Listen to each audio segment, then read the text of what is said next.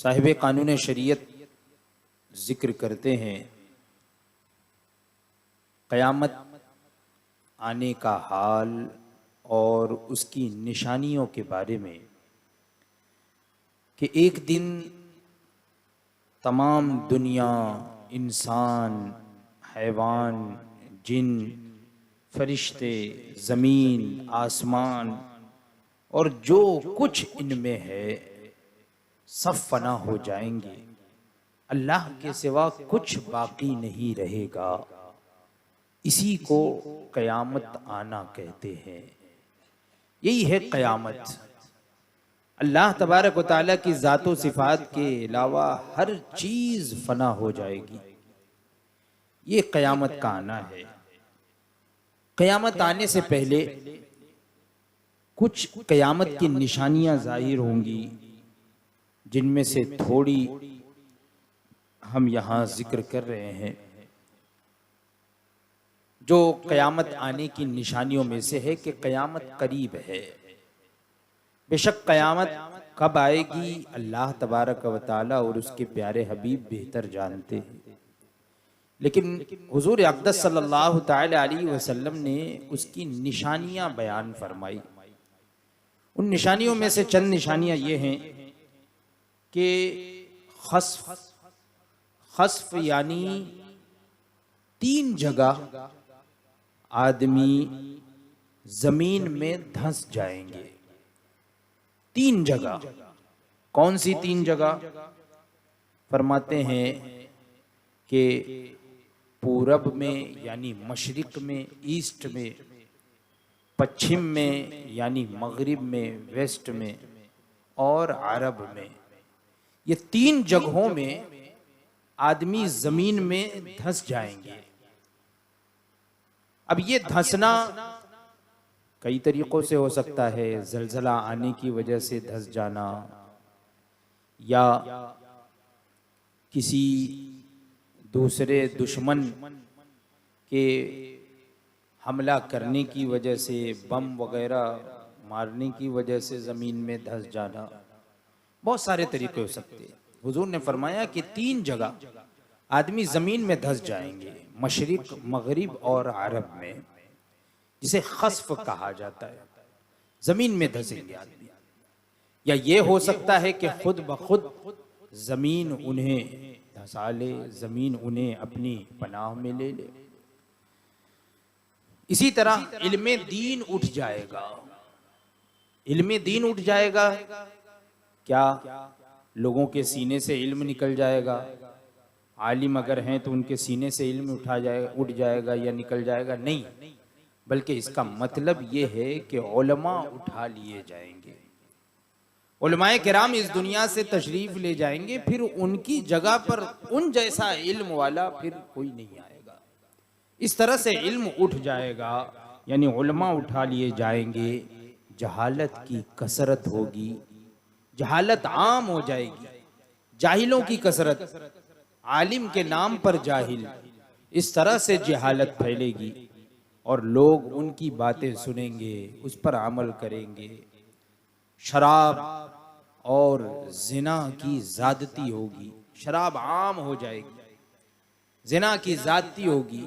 आज देख लीजिए यही हाल है। ये क़यामत की निशानियों में से शराब आम हो जाए और हरामकारी की ज़्यादती हो, आम हो जाए, और इस बेहयाई के साथ जिना आम होगा और ज़्यादती होगी कि जैसे गधे जोड़ा खाते हैं, यानी जानवरों की तरह जिना आम हो जाएगा।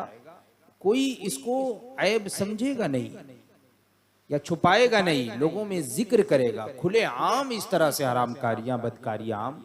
आज देखिए दुनिया में यही चीज पाई जा रही है। मर्द कम होंगे, औरतें ज्यादा होंगी। यहां तक कि एक मर्द की सरपरस्ती में 50 औरतें होंगी। औरतों की कसरत होगी, मर्दों की तादाद कम हो जाएगी। माल की ज्यादती होगी, माल ज्यादा होगा। ये ज्यादती तो बढ़ती जा रही है। हुजूर अक़दस सल्लल्लाहु तआला अलैहि वसल्लम के ज़माने अक़दस में बड़ी तंगदस्तियाँ थी, लेकिन फिर जब सहाबे किराम का ज़माना आया तो माल की ज़्यादती शुरू हो गई, और फिर धीरे धीरे ये माल की ज़्यादती होते होते होते आज देख लीजिए माल की कितनी ज़्यादती है। तो ये माल ज़मीन अपने ख़जाने उगल दे, यानी माल की ज़्यादती होगी, तो ये भी क़यामत की निशानियों में है। इसी तरह ये भी निशानी है, वाकई अल्लाह तबारक व तआला ने अपने प्यारे हबीब को इल्म गैब अता फरमाया। इसमें कितनी निशानियां जाहिर हो चुकी है, हुजूर ने उसी वक्त फरमाया जब जाहिर नहीं हुई थी। ये भी हदीस से साबित है कि अरब में खेती और बाग और नहरें हो जाएंगी। आज देख लीजिए, इस मर्तबा जब मेरा जाना हुआ मैंने देखा कि वो रेगिस्तान, वो चटियल मैदान, वो पहाड़ी इलाके जो मक्का मुकर्रमा और मदीने मुनव्वरा के दरमियान रास्ते में, मैंने देखा कि अक्सर पहाड़ों पर घास नजर आ रही है, हरा भरा नजर आ रहा है। बारिश होने लगी वहां पर, पहले बारिश नहीं होती थी, अब देखिए वहां पर घास निकल रही है।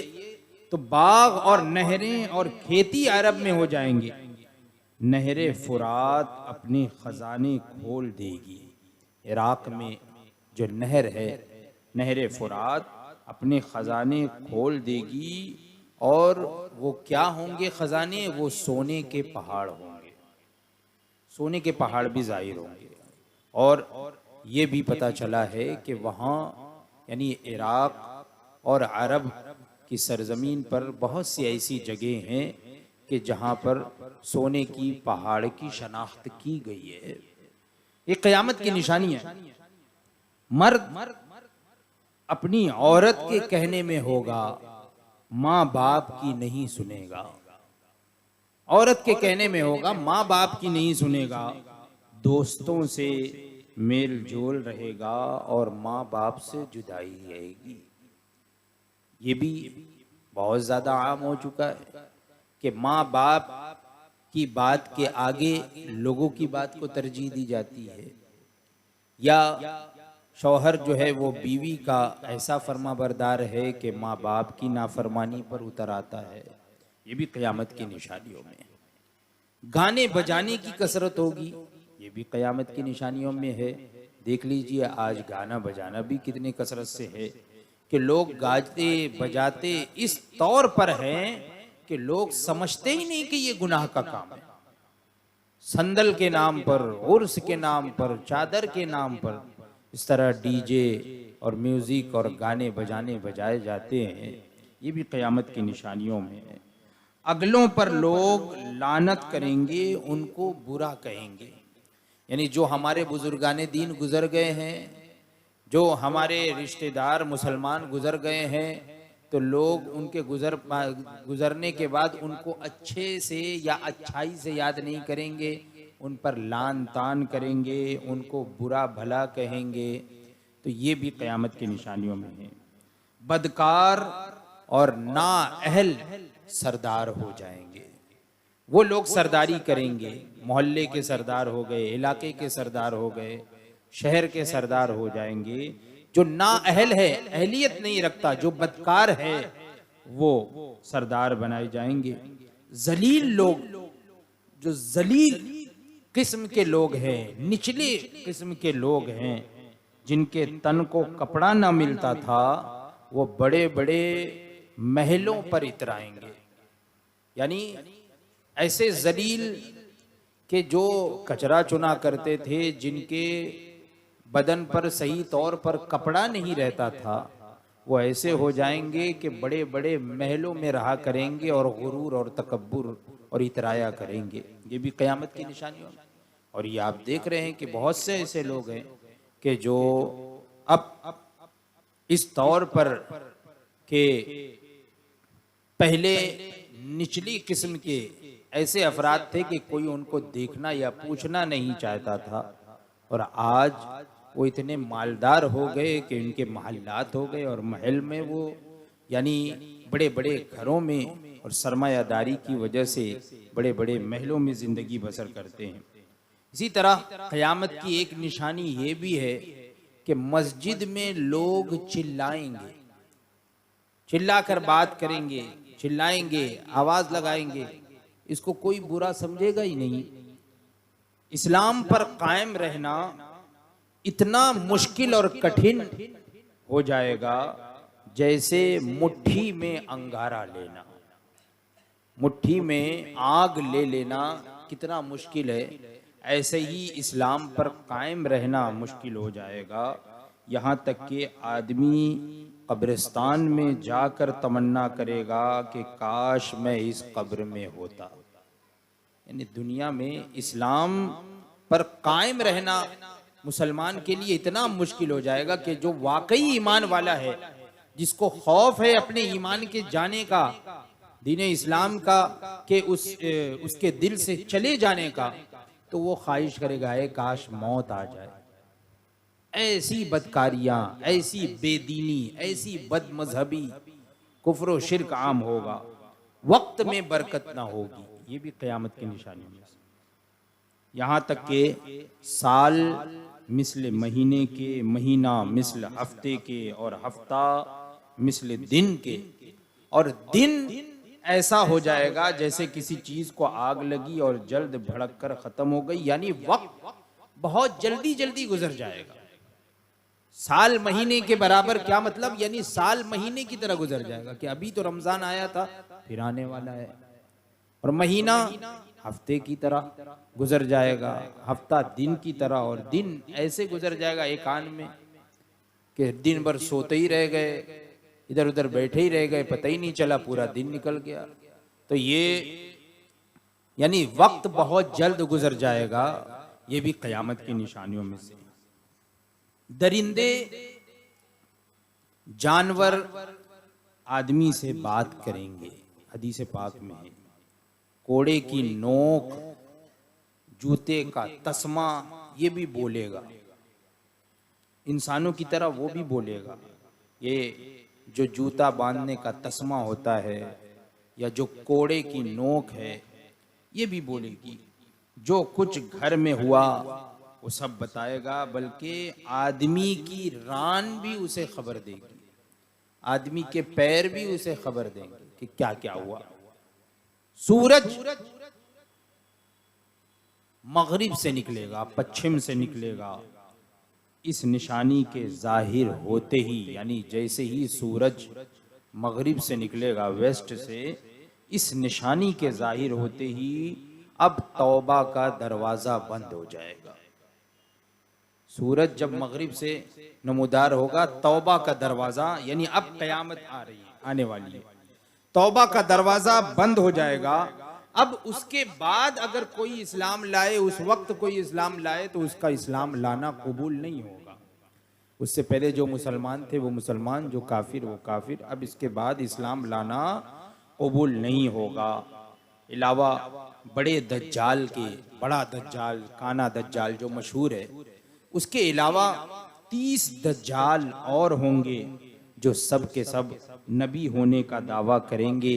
हालांकि नबूवत खत्म हो चुकी, बाबे नबूवत बंद हो चुका।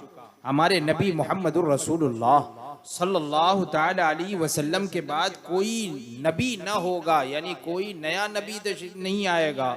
इन दज्जालों में बहुत से गुजर चुके, हुजूर के ज़माने में भी थे, हुजूर के बाद हज़रत अबू बकर सिद्दीक के ज़माने में, जैसे कि मुसैलमा कज़्ज़ाब है, और तुलैहा बिन खुवैलिद है, और अस्वद अनसी है, सजाह है, मिर्ज़ा अली मोहम्मद बाब, मिर्ज़ा अली हुसैन बहाउल्ला यानी बहाई फ़िरका, और मिर्ज़ा ग़ुलाम अहमद कादियानी वग़ैरह, ये लोग ये गुज़र चुके हैं। और जो बाकी हैं, हुजूर ने फरमा दिया तो ज़रूर होंगे। यानी उस बड़े दज्जाल से पहले 30 और ऐसे दज्जाल, ऐसे कज़्ज़ाब पैदा होंगे जो नबूवत का झूठा दावा करेंगे। तो ये क़यामत की चंद निशानियां हैं। और सूरज मगरिब से निकलेगा, तो सूरज मगरिब से निकलना, उसकी कैफियत यह है कि क़यामत के करीब, जैसे सूरज आम तौर पर मशरिक से निकलता है रोजाना, तो सूरज अल्लाह तबारक व तआला के दरबार में सजदा करके मशरिक से निकलने की इजाजत मांगता है रोजाना, और उसे इजाजत मिलती है तो वो मशरिक से निकलता है। तो एक दिन आएगा कि वो फिर अल्लाह तबारक व तआला की बारगाह में सजदा करके और इजाजत तलब करेगा मशरिक से निकलने की, और उसको इजाजत नहीं मिलेगी, हुक्म होगा कि वापस जा, वापस लौट जा। तो अब सूरज जो है वहां से वापस लौटेगा, और जब वापस लौटेगा सूरज तो अब पश्चिम से निकलेगा, यानी वेस्ट से, मगरिब से निकलेगा, और निकल कर आधे आसमान तक लौट कर आएगा, आधे आसमान तक, और फिर वापस पश्चिम में ही, मगरिब में ही डूबेगा।